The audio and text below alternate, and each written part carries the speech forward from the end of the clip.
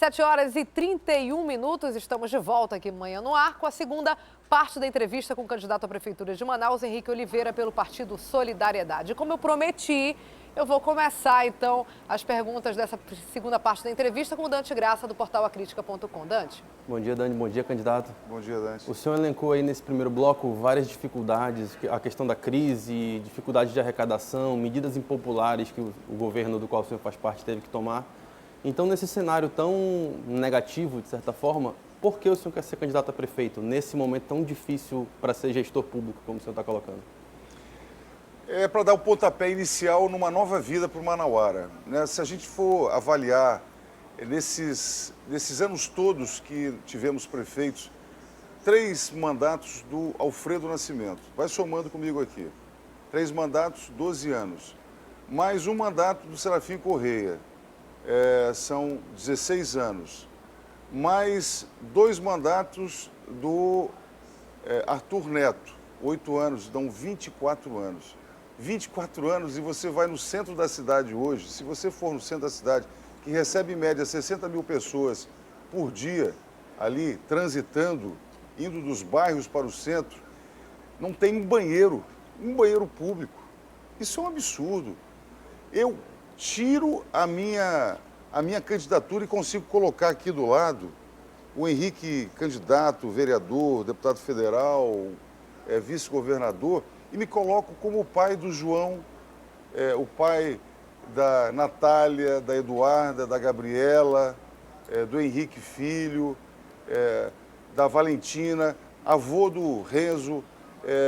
Então, assim, eu não quero esse futuro para eles. Não aceito isso. Eu tenho amigos aqui, eu fico envergonhado quando eu chego de fora, recebo no aeroporto pessoas e tenho que ir ali pela Avenida do Turismo e levá-los direto para o Hotel Tropical e de lá já sair de barco para ver o Encontro das Águas, porque a gente não tem como ir na Zona Leste, não tem como ir na Zona Norte, não tem como mostrar o Distrito Industrial, que é vergonhoso, cheio de buracos, sem infraestrutura. Agora, dinheiro tem, falta gastar bem. Se não roubar, não deixar roubar, e se você não desperdiçar, são 15 bilhões de reais. 15 bilhões de reais que dá para você colocar Manaus nos eixos, dá para você recomeçar. E nós vamos buscar dinheiro lá fora, sim, também.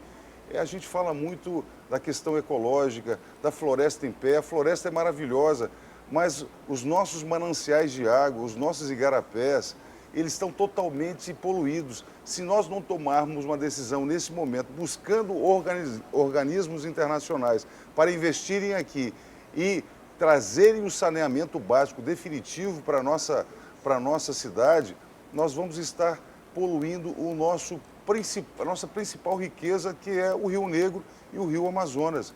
Então, dinheiro tem, falta gastar bem. E nós vamos descentralizar essa máquina que está concentrada hoje no centro da cidade, no Vieira Alves, no Adrianópolis, para os bairros. Nós vamos criar as subunidades de trabalho da prefeitura, dizendo e levando lá para os bairros da Zona Norte, da Zona Leste, da Zona Centro-Oeste, esse trabalho que vai gerar riqueza e gerar renda para a nossa gente. O senhor fala não roubar, não deixar roubar, né? E não desperdiçar. E não desperdiçar. Nesse aspecto, nesse segundo, não deixar roubar, qual é a participação, a responsabilidade do gestor público quando, por exemplo, contrata uma empresa terceirizada e que essa, comprovadamente, ou segundo investigações, tem problemas de desvio, de corrupção, como aparentemente, segundo a acusação da Polícia Federal, aconteceu com Maus Caminhos. Qual a participação do gestor público em não deixar roubar? Transparência.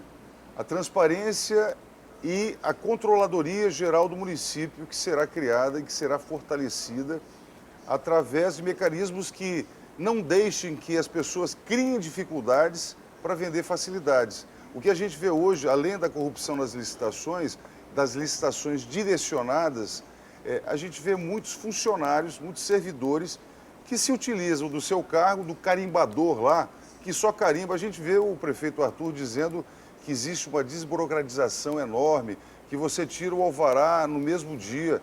Isso é papo furado, não existe isso. Você que é empresário, microempresário, que sabe que precisa do seu alvará, está cheio de carimbador maluco lá na prefeitura, que só dá a carimbada se você molhar a mão. Isso dá para provar, dá para combater e a gente vai combater com a Controladoria Geral do município. E as licitações através da transparência. Se você entrar no site da Prefeitura agora, for lá na página das licitações, vai estar lá, site em manutenção. Site em manutenção, isso não existe. Nós estamos no século XXI, não tem como, nas vésperas de uma eleição, onde foram contratados aí 500 milhões de reais com o Banco Mundial, de a gente não saber para onde vai esse dinheiro. Você vai no Parque do Mindu, tem uma placa lá enorme no Parque do Mindu dizendo que aquela obra de manutenção e de reforma do Parque do Mindu, do CSU do Mindu, custou 1 milhão e 500 mil reais. E aí você vai ver lá que foi só tinta que foi usada para poder, nas vésperas de uma eleição, impressionar, fazer belas filmagens e as pessoas voltarem a votar no 45. Henrique, não faça isso não, vamos lá. No debate da TV A Crítica, você defendeu a ação da Polícia Federal e deu a entender aí que tem mais candidatos que podem, ou que tem candidatos que podem ser presos antes do pleito. Você fala aí que até sexta ou sábado talvez tenha algum candidato preso. Quem você acha que vai ser preso?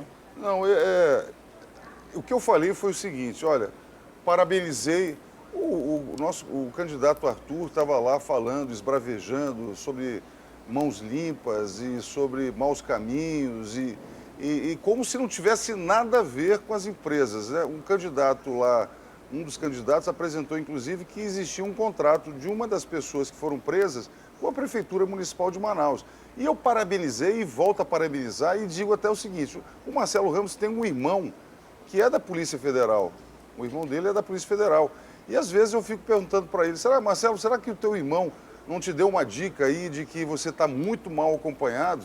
Que esse dinheiro, por exemplo, que construiu a sua carreta, aquela carreta que entrou na mídia, tá? A carreta que estragou com o canteiro central ali da Avenida André Araújo, indo para o Coroado, ela saiu de uma das empresas que era uma empresa que é a maior fornecedora de medicamentos, que é a Bringel, que é a maior fornecedora de medicamentos do governo do Estado. O que eu sugeri naquele momento é parabenizando a Polícia Federal, parabenizando o Ministério Público, quem sabe aí tem alguma prisão até o final da semana, e isso vai facilitar mais ainda. É a decantação, é o filtro natural das coisas, que de repente a Polícia Federal e o Ministério Público podem ajudar muito ao eleitor nesse momento, mostrando que quem for podre, que se quebre. Só um minutinho, Adriane, você também falou, candidato, no debate sobre máfia do asfalto, máfia da merenda escolar. Como cidadão, sabendo informações desse tipo, você não tem vontade de fazer uma denúncia? Há algo concreto que te leve a essa máfia? Nomes, dados? Ela existe de fato? Isso é igual a orelha de freira. A gente sabe que existe, mas não vê, né? A gente sabe que existe, a gente precisa de conteúdos. Eu quero até aproveitar esse momento aqui. Se você de casa tiver fundamentos, se você tiver provas concretas, a gente sabe disso. A gente sabe que o PT roubou assustadoramente o Brasil, saqueou o Brasil durante os 2 mandatos do Lula e agora que está aparecendo, inclusive as obras que estão sendo feitas lá foram patrocinadas pelo BNDES na Nicarágua, em Cuba, em Moçambique, enfim, a gente sabe. E esse start dessa denúncia que eu acabei de fazer e que faço todas as vezes que tenho oportunidade, ela precisa ser munida de provas para que a gente chegue e entre no Ministério Público e que isso tenha um desenrolar. Mas quem sabe esse start que eu estou dando e parabenizando mais uma vez o Ministério Público e a Polícia Federal, de elas investigarem com rigor e tudo isso, que elas vão, se puxar o fio desse novelo, com certeza vai encontrar gente poderosa que enriqueceu através do asfalto, da merenda escolar e de tantos outros serviços que são prestados para a Prefeitura. O que a gente vai fazer é a transparência. André, antes eu interrompi a Adriane na pergunta dela, eu queria passar para ela. Já passo para ti, André. Fala, Adriane. Candidato, ainda há pouco o senhor falou do tamanho da sua cabeça, que o senhor mesmo disse que é grande, e em alguns momentos disse que é grande porque é uma cabeça pensante, tanto que alguns candidatos estariam roubando as suas ideias. Que ideias são essas? Quais são as propostas que o senhor tem aqui para a cidade que estão sendo copiadas por outros candidatos? Olha, eu costumo dizer que quem ganhou dinheiro com as propostas nesses últimos 24 anos que eu acabei de dizer para você, aqui enumerando os prefeitos que passaram por Manaus, foram as gráficas, foram as empresas que vendem papel, porque as propostas ficaram no papel. Cada proposta mirabolante, o atual prefeito prometeu 110 creches, construiu 8, prometeu 20 e poucos quilômetros de BRT, não construiu nem metade. Enfim, as propostas não saíram do papel. E a gente sabe que quem chega primeiro nas propostas é quem tem um pouco mais de inteligência, quem tem a sensibilidade de estar nas ruas sentindo o desejo das pessoas. Ninguém quer inventar a roda, ninguém quer inventar a roda. A gente quer fazer o básico, quer começar a reconstruir uma cidade que não tem asfalto, uma cidade que não tem calçada, uma cidade que não tem arborização, que não tem iluminação decente, uma cidade que não tem lazer para as pessoas. Tem gente na Zona Leste e na Zona Norte que não conhecem a Ponta Negra até hoje. Então a gente quer começar esse histórico e eu tenho a independência para continuar e começar a fazer um novo caminho. André. Candidato, uma das empresas enroladas com a operação Maus Caminhos mantinha contrato com a Prefeitura de Manaus, tanto que na última sexta-feira o secretário de Saúde desfez esse contrato para que a Prefeitura se livrasse de qualquer ligação com a Operação Maus Caminhos. Eu lhe pergunto, como o senhor vai fazer numa futura administração, numa possível administração, para que a Prefeitura de Manaus ou a administração pública não mantenha contratos com empresas enroladas com a Justiça ou suspeitas de corrupção? André, com transparência, com esse grande instrumento que seria a Controladoria Geral do Município, junto e de mãos dadas com o Ministério Público, para que esses documentos não sejam documentos falsos que sejam apresentados. Se for ficha suja, se tiver qualquer tipo de ação, de enrolação dentro da razão social ou dentro dos membros que compõem aquela empresa, não estarão fazendo parte das licitações dos serviços que a Prefeitura, porventura, licite. Candidato, Dante. só para a gente voltar a um tema lá que a gente falou no começo, sobre essa questão da mobilidade e da faixa azul, né, que está aí atormentando tanta gente. O senhor tem falado que pintaria de preto assim que assumisse a Prefeitura. Como é que seria isso? O senhor ia deixar a cidade sem uma faixa exclusiva até que fosse implantado um novo projeto, um projeto estudado e pensado pela sua equipe? Olha, isso é a linguagem figurativa, né? Para dizer o seguinte, pintar de preto é porque vai deixar de existir a faixa azul. Inclusive, no último debate aqui da casa, durante o debate eu pedi 3 vezes para o prefeito suspender a faixa azul, por coincidência ou por destino ou por iluminação do prefeito. Ao final da entrevista, ao final do dia do debate, ele resolveu suspender, em seguida foi suspenso a faixa azul da Max Teixeira. Agora, o que nós vamos fazer é conversar, é chamar as pessoas para dizer o seguinte, todo mundo sabe dos números, existem 1.356 ônibus.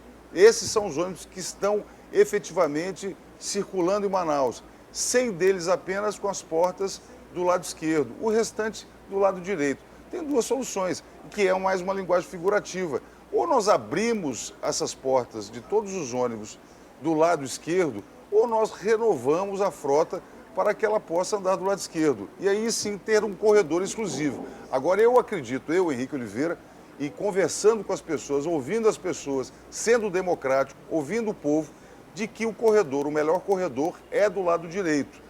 Isso para que a gente aproveite já os ônibus que estão sendo utilizados. A gente não pode abrir mão, numa cidade como Manaus, com 2 milhões de habitantes, de renovar a frota e deixar os ônibus ir embora sem poder utilizá-los com uma nova frota que possa chegar. Mas enquanto se discute essa questão, enquanto o senhor chega nesse formato ideal, ficaria sem uma faixa exclusiva? Sem faixa azul. Todos andando livremente, e aí a gente sim vai readaptar, mas com celeridade. Com celeridade porque as pessoas não aguentam mais passar 1 hora dentro de um ônibus e ter que acordar pelo menos 1 hora antes para que possa chegar à parada de ônibus e pegar um ônibus sem precisar andar e entrar pela janela. Sobre o transporte coletivo, o senhor propõe também a tarifa zero dentro do seu plano de governo. Como seria essa tarifa zero? Seria apenas para estudantes? Atingiria todo mundo? A possibilidade orçamentária para conceder esse tipo de benefício? Isso é muito legal, é uma oportunidade muito boa que eu tenho. A tarifa zero já existe, inclusive, nas grandes capitais brasileiras. Lá em São Paulo é possível fazer. Por quê?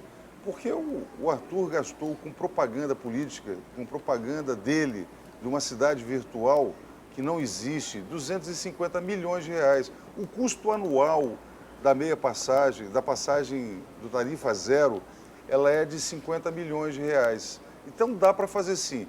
Nós vamos entregar uma passagem de ida e de volta para o aluno.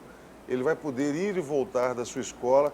Por mês serão 30 passagens multiplicadas por R$3 dão R$90, que não vão para a catraca, não vão para o empresário, vão para o bolso do pai do estudante, para a mãe do estudante, para o estudante universitário.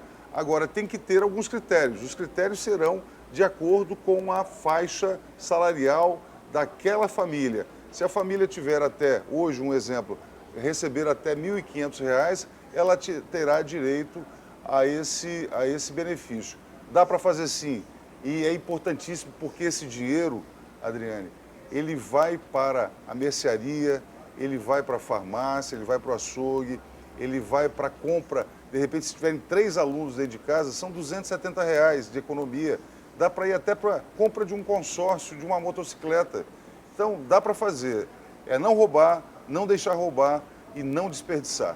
Emendando ainda com essa questão de plano de governo, das suas metas é implantar a web escola, onde os pais teriam acesso aí às notas dos filhos, por exemplo, uma participação maior na escola.